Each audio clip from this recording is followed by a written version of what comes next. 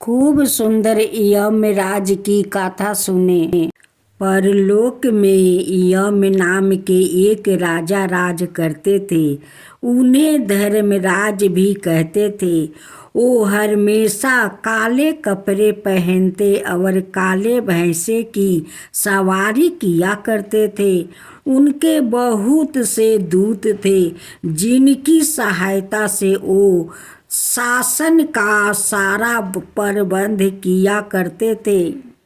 प्रजा बहुत सुखी थी। ना किसी को कभी भूख सताती थी ना प्यास। इसलिए इस लोक में पृथ्वी पर रहने वाले मनुष्य अपनी आहु के दिन पूरे करके हंसी खुशी परलोक में रहने के लिए चले जाया करते थे।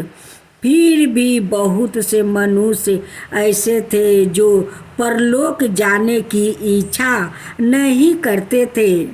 यम ने एक बार अपने दूतों को आज्ञा दी कि पृथ्वी पर रहने वाले मनुष्य की आहु का हिसाब रखा जाए और जो मनुष्य अपनी आहु के दिन पूरे कर लेने के बाद भी परलोक में ना आना चाहे उसे पकड़ कर यह लाया जाए। यमदूत पृथ्वी पर आकर घूमने लगे और मनुष्यों को पकड़ पकड़ कर परलोक ले जाने लगे। एक बार यमदूत आए और 13-14 बरस का एक लड़के को पकड़ कर ले जाने लगे। लड़का जाना नहीं चाहता था। उसने अपने दोनों हाथों से कस कर एक खंभे को पकड़ लिया और यमदूत से कह दिया, मैं परलोक नहीं जाऊंगा। दूत लौट गया और जाकर यम को सारी बात बता दिया। यह सुनते ही वो क्रोध में भर कर लाल पीले हो गया। वो उसी समय काले कपड़े पहने और काले भैंसे पर सवार होकर उस लड़के का घर आ गया और लड़के की बाह पकड़ कर खींचने लगे। खींचा तानी में खम्मा उखड़ कर दूर जा गिरा। शोर सुनकर बहुत से लोग वहाँ इकट्ठा हो गया। उनमें कैलाश पर्वत पर रहने वाले शिव भी थे। शिव ने यम से कहा, इस छोटे से लड़के को पकड़ कर खींचते हुए तुम्हें शर्म नहीं आती? छोड़ दो इसे और पृथ्वी पर फिर कभी मत आना। यम अपना सा मुँह लेकर वापस लौट गया और उन्होंने अपने दूतों को भी पृथ्वी पर भेजना बंद कर दिया। उन्होंने आज्ञा दिया कि कोई मनुष्य परलोक में आना भी चाहे तो उसे किसी रास्ते से ना आने दिया जाए। अब मनुष्यों का परलोक में जाना बंद हो गया। जो मनुष्य जन्म लेता वह फिर पृथ्वी पर ही रहता था। उसके बच्चे और बच्चों को बच्चों भी वही रहते थे। इस प्रकार कुछ ही दिनों में पृथ्वी पर रहने वाले बच्चे जवान स्त्री पुरुषों की संख्याएं इतनी अधिक बढ़ गई कि उनके रहने के लिए जगह की कमी होने लगी। खाने पीने की वस्तुओं की भी इतनी कमी हो गई कि लोग भूखे मरने लगे। दुखी होकर लोगों ने शिव जी के पास जाकर विनती की कि वो उनके लिए परलोक जाने के रास्ता खुलवा दे। शिव ने यम से कहा, तुम पहले की तरह अपने दूतों को पृथ्वी पर भेजते रहा करो। तब से यमदूत पृथ्वी पर बार बार आते रहते हैं और जिस मनुष्य की आहू के दिन पूरे हो जाते हैं उसे अपने साथ परलोक ले जाते हैं। आज शुक्र प्रदोष व्रत कथा सुने। प्राचीन समय में एक ब्राह्मणी रहती थी जो पति की मृत्यु के बाद अपना पालन पोषण भिक्षा मांग कर करती थी। एक दिन जब वो भिक्षा मांग कर लौट रही थी तो उसे रास्ते में 2 बालक दिखाई दिया। ब्राह्मणी वो दोनों बालक को अपने घर ले आई। जब वो दोनों बालक बड़े हो गए तो ब्राह्मणी दोनों बालक को लेकर ऋषि संडिल के आश्रम चली गई, जहाँ ऋषि संडिलिया ने अपने तपोबल से बालकों का बारे में पता कर कहा, हे देवी, या दोनों बालक विदवर राजा का राजकुमार है। गंधर्व नरेश का आक्रमण से इनके पिता का राजपाट छीन गया है।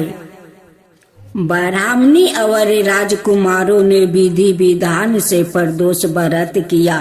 फिर एक दिन बड़े राजकुमार की मुलाकात अंशुमति से हुई। दोनों एक दूसरे को चाहने लगे।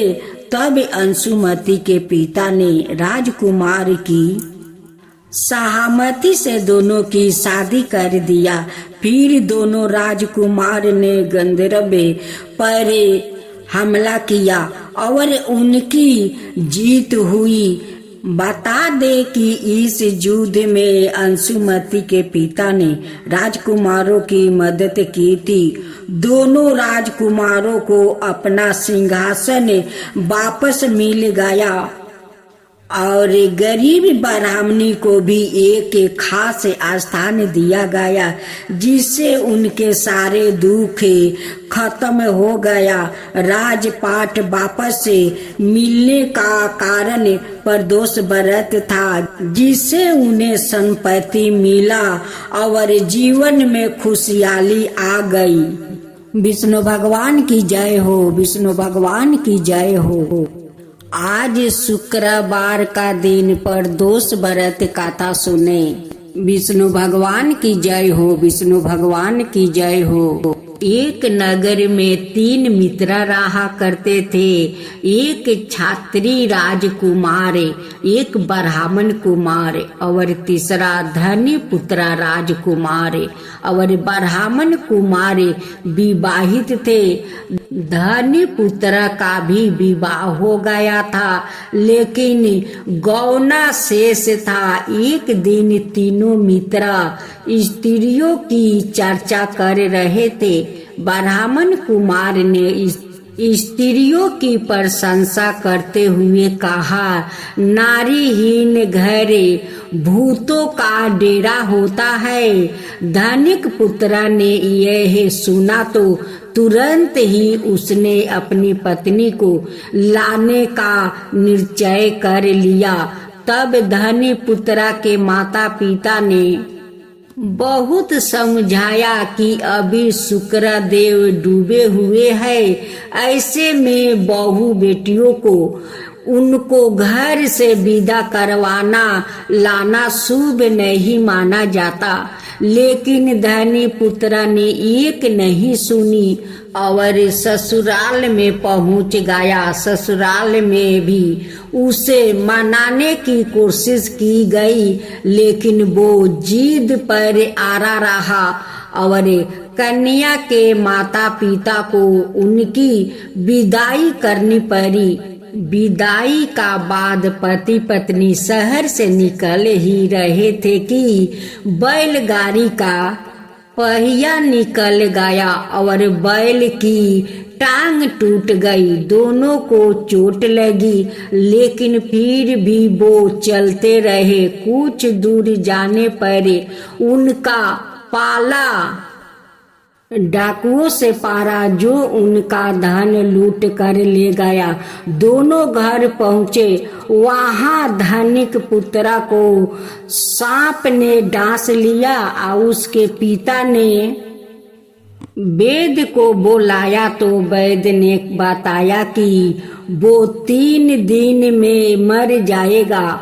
जब ब्राह्मण कुमार को यह खबर मिली तो वो धनिक पुत्रा के घर पहुंचा और उसके माता पिता को शुक्र पर दोष व्रत करने की सलाह दी और कहा कि इसे पत्नी सहित वापस ससुराल भेज दो।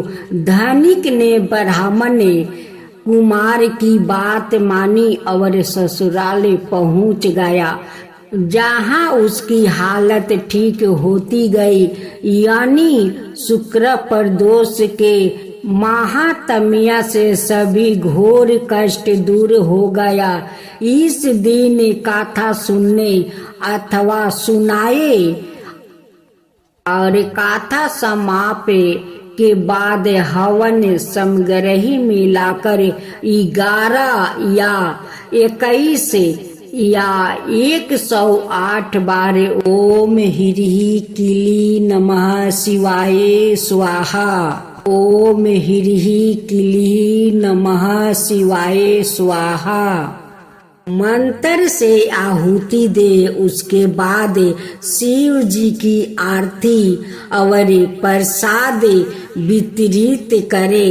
उसके बाद भोजन करे। कहा जाता है कि शुक्रवार को प्रदोष व्रत सौभाग्य और दाम्पत्य जीवन में सुख समृद्धि भर देते हैं। यही कारण है कि आज के प्रदोष व्रत का काफी खास माना जा रहा है। शुक्रवार का दिन पड़ने वाले इस प्रदोष व्रत से सुख समृद्धि मिलती है। भगवान भोलेनाथ की जय हो, भगवान भोलेनाथ की जय हो। भगवान शंकर को पति के रूप में पाने हेतु माता पार्वती कठोर तपस्या कर रही थी। उनकी तपस्या पूर्णता की और थी। एक समय वहां भगवान के चिंतन में ध्यान मगन बैठी थी। उसी समय उन्हें एक बालक का डूबने की चीख सुनाई दी। माता तुरंत उठकर वहां पहुंची। उन्होंने देखा एक मगरमच्छ बालक को पानी के भीतर खींच रहा है। बालक अपनी जान बचाने के लिए प्रयास कर रहा है और मगरमच्छ उसे आहार बनाने का करुणामयी माँ को बालक पर दया आ गई। उन्होंने मगरमच्छ से निवेदन किया कि बालक को छोड़ दीजिए, इसे आहार ना बनाइए। मगरमच्छ बोला, माता यह मेरा आहार है। मुझे हर छठे दिन उदार पूर्ति हेतु जो पहले मिलता है उसे मेरा आहार है। ब्रह्मा ने निश्चित किया है। माता ने फिर कहा, आप इसे छोड़ दो, इसके बदले मैं अपनी तपस्या का फल दूंगी। ग्रह ने कहा, ठीक है। माता ने उसी समय संकल्प कर अपनी पूरी तपस्या का पूर्ण फल उस ग्रह को दे दिया। ग्रह तपस्या का फल को प्राप्त कर सूर्य की भांति चमक उठा। उसकी बुद्धि भी शुद्ध हो गई। उसने कहा, माता आप अपना पुण्य वापस ले लो, मैं इस बालक को ही छोड़ दूंगा। माता ने माना कर दिया और बालक को गोद में लेकर ममता माही माता दुलारने लगी। बालक को सुरक्षित लौटाकर माता ने अपने स्थान पर वापस आकर तप शुरू कर दिया। भगवान शिव तुरंत ही वहां प्रकट हो गए और बोले, पार्वती, अब तुम्हें तप करने की आवश्यकता नहीं है। हर प्राणी में मेरा ही वास है। तुमने उस ग्रह का तप का फल दिया है, वो मुझे ही प्राप्त हुआ है। अत तुम्हारा तप फल अंत गुना हो गया है। तुमने करुणा बस दरबीत होकर किसी प्राणी की रक्षा की। अंत में तुम पर प्रसन्न हूँ और तुम्हें पत्नी रूप में स्वीकार करता हूँ। कथा का सारांश यही है कि जो रहित की कामना करता है उस पर परमात्मा की असीम कृपा होती है। जो व्याकुल असहायों की सहायता करता है, दयालु प्रेमी करुणाकारी होता है, ईश्वर उसको स्वीकार करते हैं। यह कथा शिव पुराण में उल्लेखित है। कपिल मुनि महायोगी गर्दम ऋषि का पुत्र थे। उनकी माता देवहूति महाराज मनु की पुत्री थी। कपिल मुनि को भगवान का 5वां अवतार मानते हैं और ये सिद्ध पुरुषों में सबसे ऊंचे समझे जाते हैं।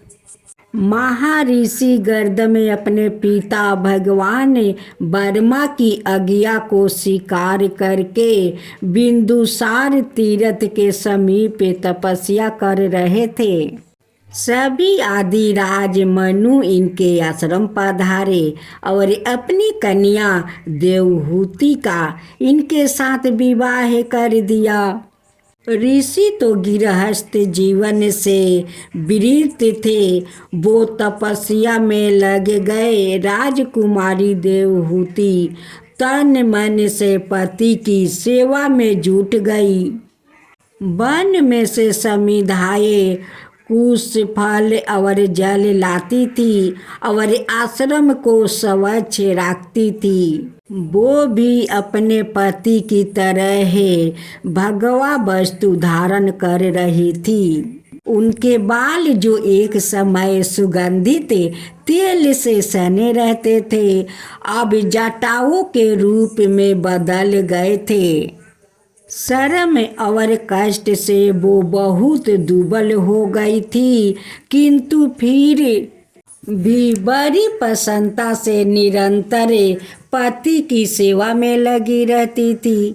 एक दिन महर्षि का ध्यान अपनी पत्नी की सेवा पर गया। वो बहुत पसंद हुआ। देवहूति की यह इच्छा थी कि उनके संतान हो। महर्षि ने अपने तपोबल से वहाँ सुंदर भवन बनाया। सैकड़ों दास दासियों राजसी वस्तु रत्न आभूषण पहने और सभी दूसरी वस्तुएं उत्पन्न कर दी। इस प्रकार गृहस्थ जीवन में बहुत बरस बीत गए। उनके 9 पुत्रियां हुई। ये भी सब ऊंचे कोटि का ऋषियों से ब्याही गई थी। इनमें अत्रि ऋषि की पत्नी अनसुईया और वशिष्ठ ऋषि की पत्नी अरुनीति का नाम सभी जानते होंगे। कर्दम ऋषि का हृदय में पुण्य वैराग्य उत्पन्न हो रहा था। वो विषय भोगों में इस प्रकार अपना जीवन नष्ट नहीं करना चाहते थे। देवहूति का कोई पुत्र ना होने से वो बहुत दुखी थी। ऋषि ने उनके दुखों को पहचान कर कहा, भरत व्याकुल मत हो, तुम्हारे गर्भ से परम पुरुष प्रकट होने वाले हैं। वो तुम्हें तत्व ज्ञान का उपदेश करेंगे।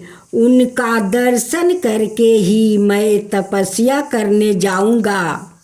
जब कपिल अपनी माता का गर्भ से उत्पन्न हुए, उस समय आकाश में अनेक प्रकार के बाजा बाजने लगे, गंधर्व नाचने लगे, अप्सराएं गीत गाने लगी और देवता पुष्प वर्षा करने लगे। उस समय ब्रह्मा प्रकट हुए। उन्होंने मुनि से कहा, यह बालक साक्षात ईश्वर है, यह सब सिद्धियों का स्वामी होगा और कपिल नाम से विख्यात होगा। सब संसार इसकी पूजा करेंगे। संख्याय शास्त्र का उपदेश देने के लिए ही इसने यह जन्म ग्रहण किया है।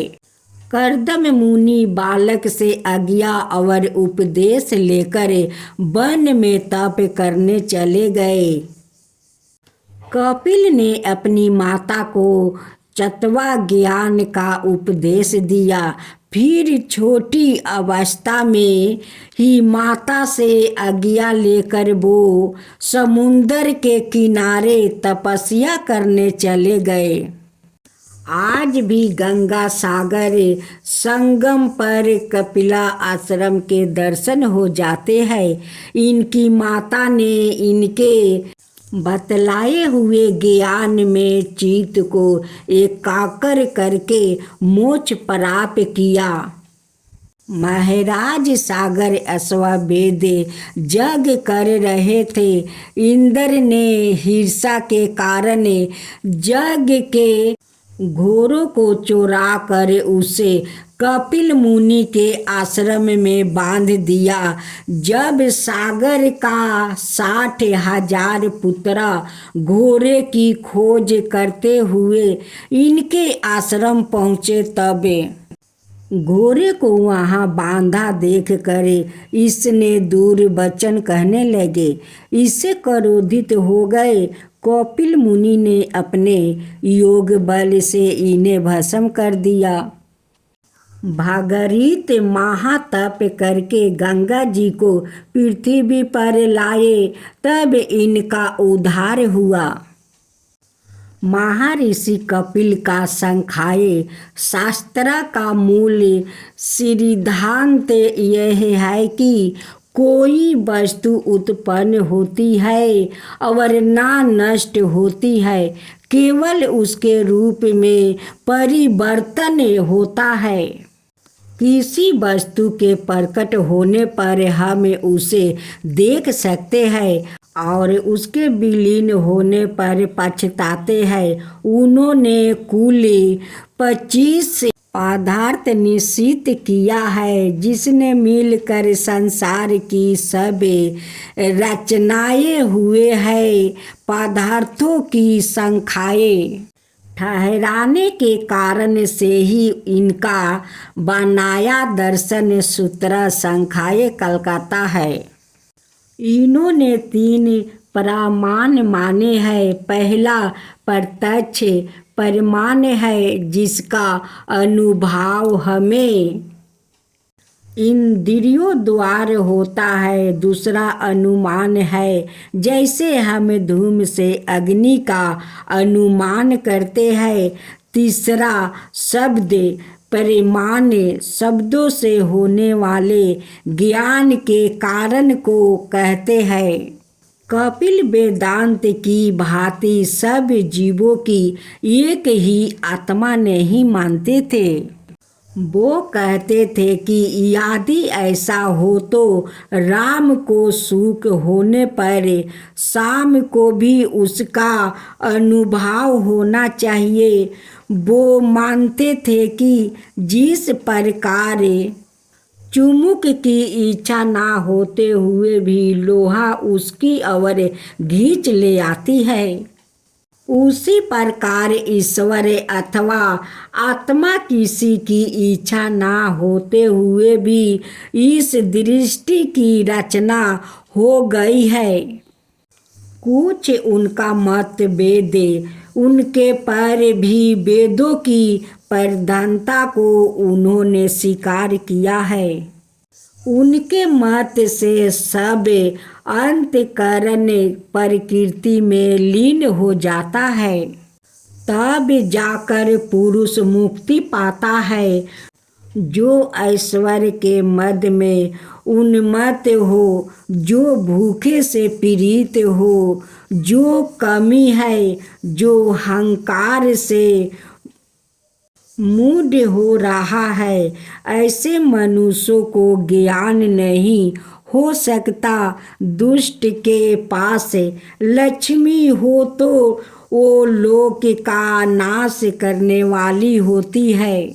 जैसे दूध सांपों को विष को बढ़ाता है, वैसे ही दुष्ट की लक्ष्मी उसकी दुष्टता को बढ़ाती है। निष्काम धर्म, निर्मल मन, भक्ति, ज्ञान, वैराग्य, योग और आत्मा समाधि द्वारा धीरे धीरे पुरुष का अंतःकरण प्रकृति लीन हो जाता है और वो परमानंद पाता है।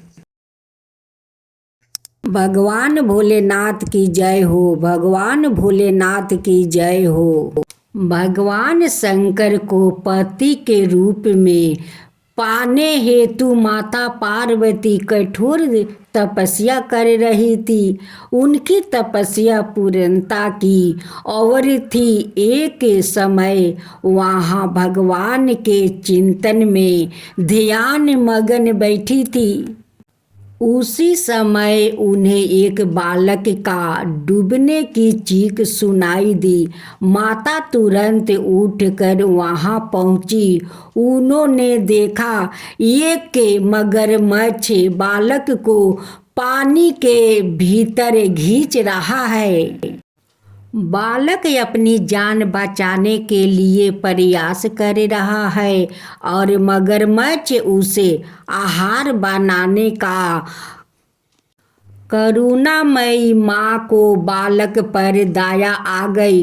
उन्होंने मगरमच्छ से निवेदन किया कि बालक को छोड़ दीजिए, इसे आहार ना बनाइए। मगरमच्छ बोला, माता, यह मेरा आहार है। मुझे हर छठे दिन उदार पूर्ति हेतु जो पहले मिलता है उसे मेरा आहार है। ब्रह्मा ने निश्चित किया है। माता ने फिर कहा, आप इसे छोड़ दो, इसके बदले मैं अपनी तपस्या का फल दूंगी। गरहा ने कहा, ठीक है। माता ने उसी समय संकल्प कर अपनी पूरी तपस्या का पूर्ण फल उस गरह को दे दिया। गरहा तपस्या का फल को प्राप्त कर सूर्य की भांति चमक उठा। उसकी बुद्धि भी शुद्ध हो गई। उसने कहा, माता, आप अपना पुण्य वापस ले लो, मैं इस बालक को ही छोड़ दूंगा। माता ने माना कर दिया और बालक को गोद में लेकर ममता माही माता दुलारने लगी। बालक को सुरक्षित लौटाकर माता ने अपने स्थान पर वापस आकर तप शुरू कर दिया। भगवान शिव तुरंत ही वहाँ प्रकट हो गए और बोले, पार्वती, अब तुम्हें तप करने की आवश्यकता नहीं है। हर प्राणी में मेरा ही वास है। तुमने उस गरहा का तप का फल दिया है, ओ मुझे ही प्राप्त हुआ है। अत तुम्हारा तप फल अंत गुना हो गया है। तुमने करुणा बस दरबीत होकर किसी प्राणी की रक्षा की अंत मैं तुम पर प्रसन्न हूँ और तुम्हें पत्नी रूप में स्वीकार करता हूँ। गाथा का सारांश यही है कि जो परहित की कामना करता है उस पर परमात्मा की असीम कृपा होती है। जो व्याकुल असहायों की सहायता करता है, दयालु प्रेमी करुणाकारी होता है, ईश्वर उसको स्वीकार करते हैं। यह गाथा शिव पुराण में उल्लेखित है। एक बुढ़िया माई तुलसी जी को सिंचती और कहती कि हे तुलसी माता, सत्य की दाता, मैं तेरे बिलरा सिंचती हूँ। मुझे बहू दे, पीतम्बर की धोती दे, मीठा मीठा घास दे, बैकुंठ में बास दे, चटक की चाल दे, पटक की मौत दे, चंदन की काठ दे, रानी सा राज दे, दाल भात का भोजन दे, 11 की मौत दे, कृष्णा जी का कंधा दे। तब तुलसी माता यह सुन कर सूखने लगी। तो भगवान ने पूछा कि हे तुलसी, तुम क्यों सूख रही हो? तुलसी माता ने कहा कि एक बुढ़िया रोज आती है और यही बात कह जाती है, मैं सब बातें तो पूरा कर दूंगी, लेकिन कृष्णा का कंधा कहाँ से लाऊंगी? तो भगवान बोले, जब वो मरेगी तो मैं अपने आप कंधा दे दूंगा, तू बुढ़िया माई से कह देना। जब बुढ़िया माई मर गई, सब लोग आ गए। जब माई को ले जाने लगे तो वो किसी से ना उठी। तब भगवान एक 12 बरस के बालक का रूप धारण करके आए। बालक ने कहा, मैं कान में एक बात कहूँगा तो बुढ़िया माई उठ जाएगी। बालक ने कान में कहा, बुढ़िया माई, मन की निकाल ले, पीतम्बर की धोती ले, मीठा मीठा घास ले, बैकुंठ का बास ले, चटक की चाल ले, पटक की मौत ले, कृष्णा जी का कंधा ले। यह सुनकर बुढ़िया माई हल्की हो गई। भगवान ने कंधा दिया और बुढ़िया माई को मुक्ति मिल गई। हे तुलसी माता, जैसे बुढ़िया माई को मुक्ति दी वैसे सबको देना।